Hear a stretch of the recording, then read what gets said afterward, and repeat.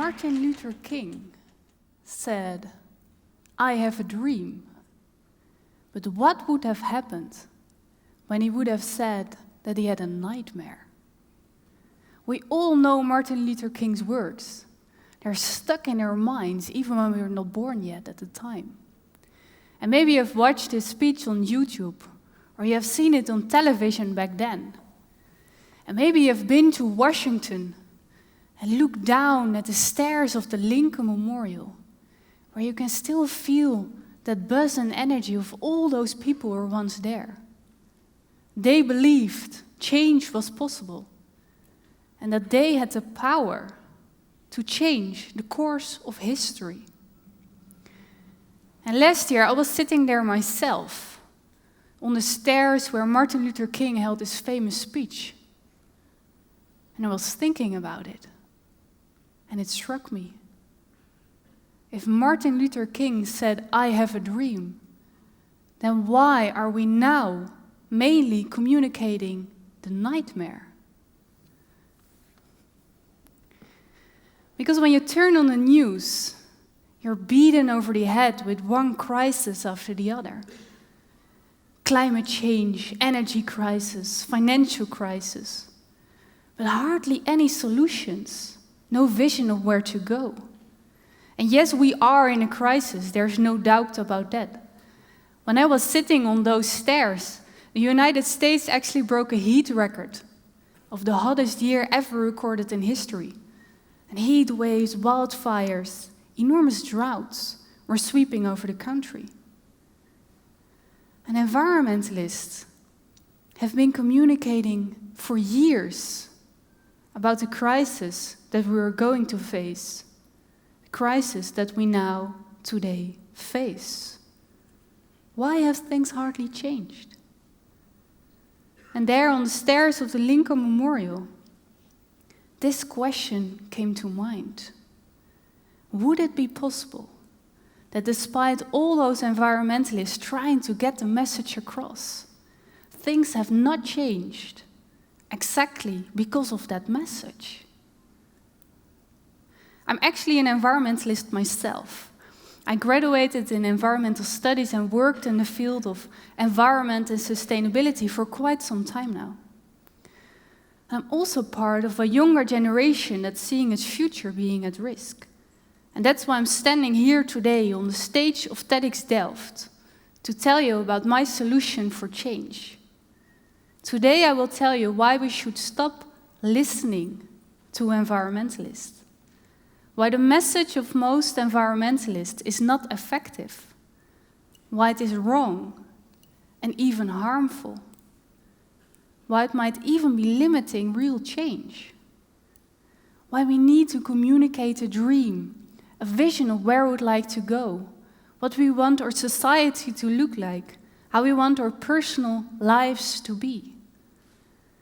Because like many of you, I've been watching the movie of Al Gore, An Inconvenient Truth. And first it sketches 80% of doom and gloom. And even though these are very realistic scenarios, you then have 20%, 10 easy ways to save the planet. And 20% at the end of the movie, actually hidden in the movie's credits.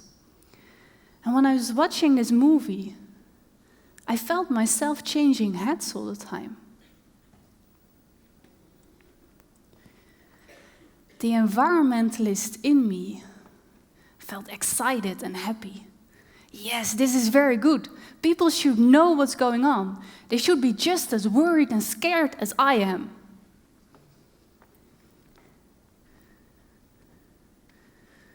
And the me in me felt worried and scared indeed. Oh my, this is terrible. We should do something. Please tell me, what can I do? And the me in me had to wait till the end of the movie to get an answer to this question.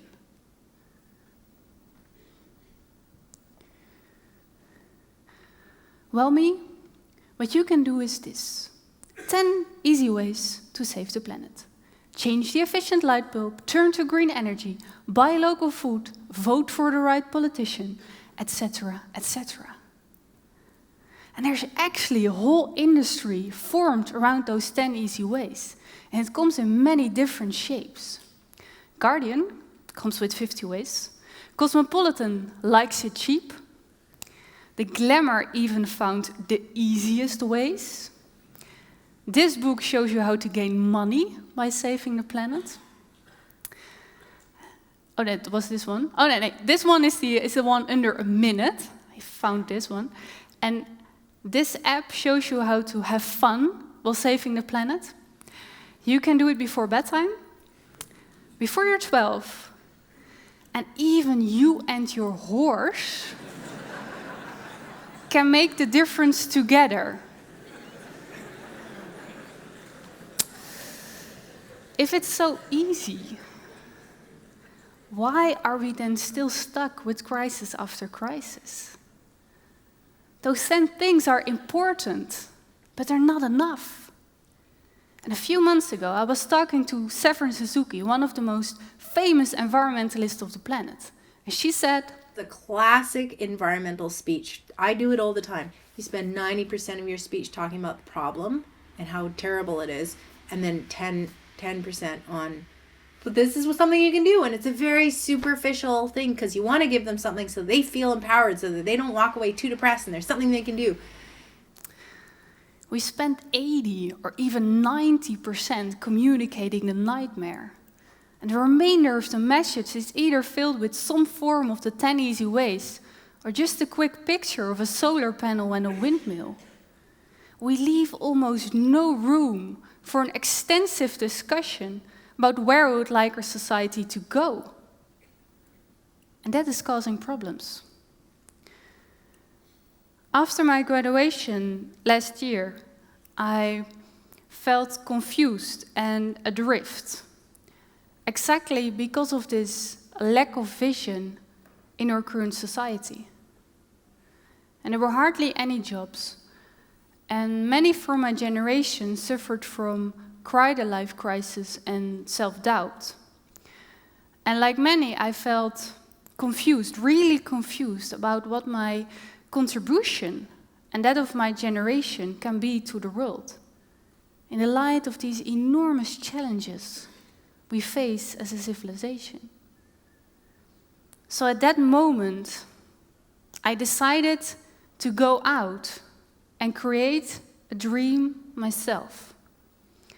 I had no budget, no journalistic experience or network, but I decided to go on a personal quest, a journey over 4 continents to interview 15 of the most inspiring doers and thinkers of our time. And Severin Suzuki was actually one of them. So a personal quest for answers to the real questions of today. And I asked these role models for pieces of the puzzle of what's going on and how this world functions. To create a dream and a vision for the future that at least I myself can work with. So now I'm actually traveling around the world with 2 handicaps.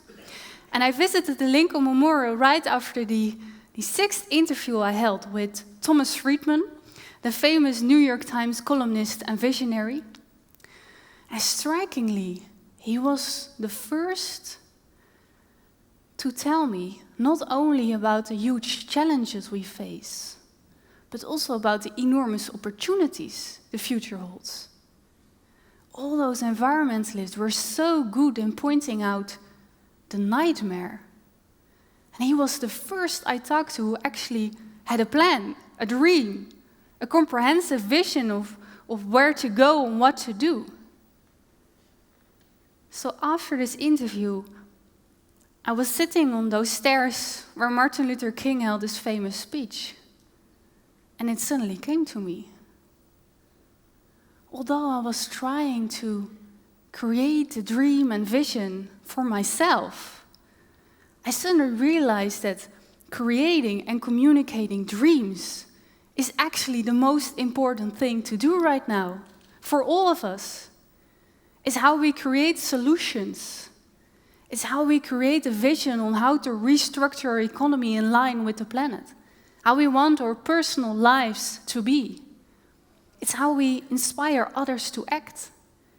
It's how change, real change, is being made. So the reason things have not changed, why we're stuck with crisis after crisis, is also because environmentalists and many others are communicating so many nightmares that they leave almost no room for dreams, for visions, for the future.